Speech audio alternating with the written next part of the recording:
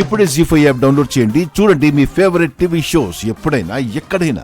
అక్కి తన భార్యగా రావడం తన అర్హతకు మించిన విషయమని తను ఇన్సెక్యూరిటీ ఫీల్ అయి ఉంటాడు. అందరి దృష్టిలో ఎక్కడ తక్కువైపోతాననే భయంతో ఆఫీసులో పొజిషన్ అడుగుంటాడు. తను అడిగిన దాంట్లో తప్పేం లేదు కదా. నువ్వు కూడా అలాంటి ఎలా అమ్మా? చెల్లంటే రవి మాయలో ఉంది కాబట్టి తన్ని సపోర్ట్ చేస్తుంది. నువ్వు కూడా అక్కిని సపోర్ట్ చేస్తావేంటి? ఇందులో అక్కి తప్పేం లేదబ్బాయి. అక్కి స్థానంలో ఎవరున్నా సరే అలాగే భర్తకి సపోర్ట్ చేస్తారు. కరెక్ట్ గా చెప్పారు గౌరీ గారు. అభయ్, నువ్వు రవి మీద కోపడ్డంలో అర్థం లేదు. నువ్వు చేసిన దానికి రవి కంటే అక్కి ఎక్కువ బాధపడుతుంది. అది కాదు నాన్న, రవి మీ పొజిషన్ గురించి. అదే మీరే మా నాన్న పొజిషన్లో ఉంటే అర్హత లేని అధికారాన్ని రవికి అప్పగిస్తారా చెప్పండి? ఖచ్చితంగా అప్పగిస్తాను.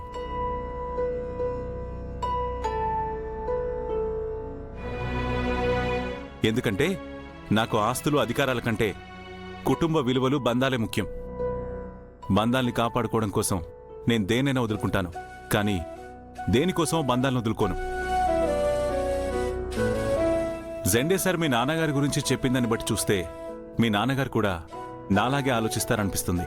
అందుకే నువ్వు కూడా నా మాటను యాక్సెప్ట్ చేస్తావనుకుంటున్నా.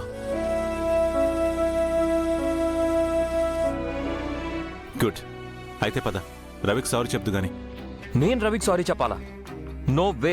అదే మరి, ఇప్పుడు నీకు అక్కికి ఏవైనా చిన్న చిన్న గొడవలు జరిగితే, మిస్అండర్స్టాండ్ జరిగితే ఫస్ట్ ఎవరు సారీ చెప్తారు? నేనే సారీ చెప్తాను. అక్కి మాత్రం అలిగి కూర్చుంటుంది. మరి ఇప్పుడు కూడా అంతే. చెల్లికి సారీ చెప్పినట్టే బావకు చెప్తే సరిపోతుంది. అభయ్, నువ్వు చెప్పే సారీ రవికి కాదు, అక్కి భర్త స్థానానికి. అర్థమవుతుందా? నువ్వు అవమానించావన్న కోపంతో రవికి అక్కికి మధ్య డిస్టర్బెన్స్ వస్తే అక్కి బాధ కారణం ఎవరవుతారు? నేనే కదా. అన్నయ్య ఎప్పుడు చెల్లెలి సంతోషానికి మాత్రమే కారణం కావాలి. కాబట్టి బంధాల కోసం అనుబంధాల కోసం ఒక మెట్టు దిగడంలో తప్పేం లేదా భయ్?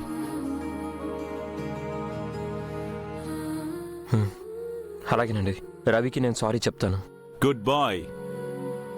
అబ్బాయి, నేను అంతసేపు నచ్చ చెప్తే నా మాట వినకుండా నాతో ఆర్గ్యూ చేశావు. మీ నాన్న చెప్పగానే సరే అని తలూపేస్తావా? నాన్ననా? గౌరీ గారు, మీరేంటండి బాబు ఇంత కన్ఫ్యూజింగ్ గా తయారయ్యారు? నేనేదో ఆ ట్యాంకర్ గాని నమ్మించడానికి ఏదో స్టోరీ క్రియేట్ చేశాను. అది కూడా మిమ్మల్ని కాపాడుకోవడం కోసమే. కానీ అందరూ మాత్రం ఆ స్టోరీలోనే ఉండిపోతున్నారు. అంటే ఆ ఫీల్లోకి వెళ్ళిపోతున్నారేంటి? అయ్యో, ఏదో ఫ్లోలో వచ్చేసిందిలేండి. మీ ఫ్లో ఏమో తెలీదు గాని మీరిచ్చే షాక్లకి నాకు మతి పోతుందండి బాబు. నేను వెళ్ళి అక్కిని పిలుచుకొస్తాను, మీరు అమ్మాయితో మాట్లాడుతూ ఉండండి. మీ నాన్నగారికి నిజం ఎప్పుడు తెలుస్తుందో అబ్బాయి, కానీ అంతవరకు మనకి టెన్షన్ తప్పేలా లేదు. మనం ఇలా ఎంతకాలం కవర్ చేయాలో తెలియదు. ఆ టైం కూడా తొందరగానే వస్తుందిలే అమ్మా. సరే అబ్బాయి, హార్ట్ఫుల్ గా సారీ చెప్ప అబ్బాయి. ఓకే, అక్కీ కోసం. పద.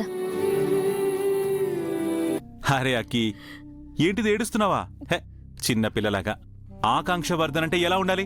డేరింగ్ అండ్ డాషింగ్ లా ఉండాలి, అంతేగాని చిన్న చిన్న విషయాలకు ఏడుస్తారా? నా వల్ల అన్నయ్య రవి గొడవ పడ్డారు. నేను అసలు అన్నయ్య దగ్గర ఆ టాపిక్ తీసుకురాకుండా ఉండాల్సింది. అప్పుడు అన్నయ్య కూడా అలా రియాక్ట్ అయ్యేవాడు కాదు. రవి అన్నయ్య ఇద్దరు నాకు ఇంపార్టెంటే. ఇద్దరిలో ఎవరికి సపోర్ట్ చేసినా మరొకరిని బాధ పెట్టినట్టు అవుతుంది. నాకేం చేయాలో అర్థం కావడం లేదు. అక్కి, జరిగిన దాంట్లో ఎవరి తప్పు లేదు. కొన్నిసార్లు కొన్ని విషయాలు అలా జరిగిపోతూ ఉంటాయి. అన్నీ మన కంట్రోల్లో ఉండవు కదా. సో బాధపడకూడదు. ఇప్పుడేంటి, ఈ గొడవ సద్దుమణగాలి. నీకదే కదా కావాల్సింది? సరే, పద వెళ్ళి సాల్వ్ చేసేద్దాం. పదా. ఎలా? ఎలాగో అలాగా. నేనున్నాను కదా. చూడు, నువ్వు నా కోసం ఎంతో చేసావు. మరి నీకోసం నేను ఈ మాత్రం చేయలేనా? అయినా నేను మీతో పాటు ఇక్కడ ఉంటుందెందుకు? మీకు ఏ కష్టమూ రాకుండా చూసుకోవడం కోసం. మరి అలాంటిది నేనుండగా నువ్విలా బాధపడుతూ ఉంటే నాకెలా ఉంటుంది చెప్పు? అందుకే ముందు నువ్వు కళ్ళు తుడుచుకో. దా పద.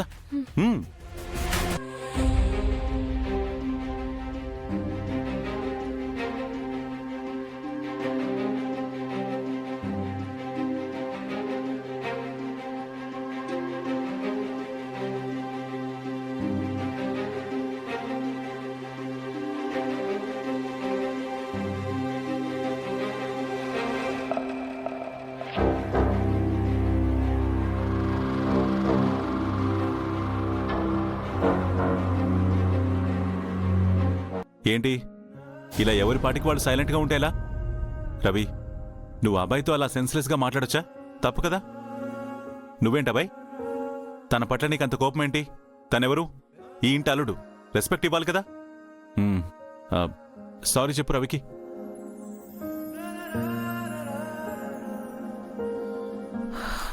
చచ్చినా చెప్పడు.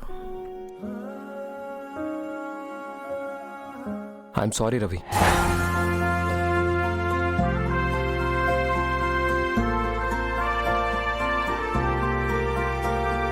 నేను రేజ్ అవ్వకుండా ఉండాల్సిందే. అభయ్ సారీ చెప్పాడు. ఇప్పుడు నేను ఎలా రియాక్ట్ అవ్వాలి? నీ సారీ అవసరం లేదని గొడవ పడితే నో నో నో. అబ్బాయి బాబు సారీ చెప్పింది వినపడలేదా? దానికి సమాధానం చెప్పే సంస్కారం లేదా? It's okay.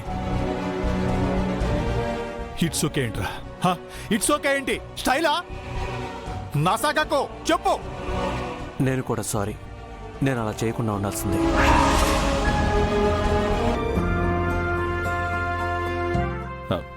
సరే అయిపోయింది, ఏదో అయిపోయింది. ఇద్దరు షేక్ హ్యాండ్ ఇచ్చుకోండి.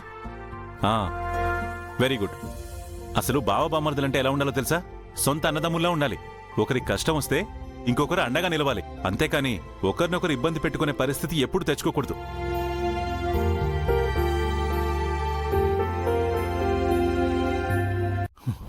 ఛా, అలా చేసి ఇలా చేసి మొత్తానికి కాంప్రమైజ్ చేసేశాడు ఈ శంకర్. నీ తెలివిని మెచ్చుకోవాల్సిందే శంకర్. సండే సార్, నెక్స్ట్ ఇప్పుడు ఇంకెవరెవరికి సారీ చెప్పాలి? ఇంకెవరు? యాదగిరే రవికి చెప్పాలి. నేనా? నేనెందుకు చెప్పాలి సార్? కొడుకును తండ్రి దండించకూడదా సార్? దండించొచ్చు, కానీ జెండే గారి క్వశ్చన్ ఏంటంటే మా ఇంటల్ నుండి మా ముందే ఎలా కొడతారు అని అడుగుతున్నారు. అంతే కదా సార్? అంతే శంకర్.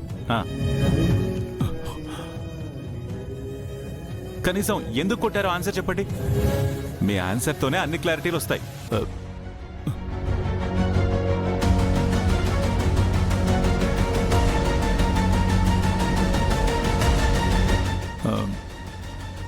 నా కళ్ళ ముందే అభయ్ బాబుతో గొడవ పడుతుంటే నాకు కోపం వచ్చింది సార్, అందుకే కొట్టాను. వాడు అలా చేయటం తప్పు కదా సార్? ఓహో, ఓకే ఓకే, అందుకు కొట్టారన్నమాట. మీ నాన్నకి విషయం తెలియదులే. రిలాక్స్డ్గా ఉండు. ఆఫీస్లో అధికారం కావాలని ఇప్పుడే గట్టిగా అడుగు. ఈ ఛాన్స్ పోతే మళ్ళీ రాదు. అమ్మా గాయత్రి, సార్ ఫ్రిడ్జ్ లో చికెన్ ఉందా? ఉంది సార్. కాస్త కూర చేయమ్మా. అలాగే సార్. ఇక్కడ మాయా రవి చెవి కొరికేస్తుంది. అది జరిగిన గొడవ ఏది మనసులో పెట్టుకోవద్దని చెప్తున్నాను. అబ్బాయిని ఎవరైనా బ్యాడ్గా అనుకుంటే నాకు అస్సలు నచ్చదు. Wow, what a friendship Maya. అబ్బాయ్, యు ఆర్ లక్కీ పర్సన్. జీ5 యాప్ డౌన్లోడ్ చేసి అన్ని ఎపిసోడ్స్ పూర్తి ఉచితంగా చూడండి.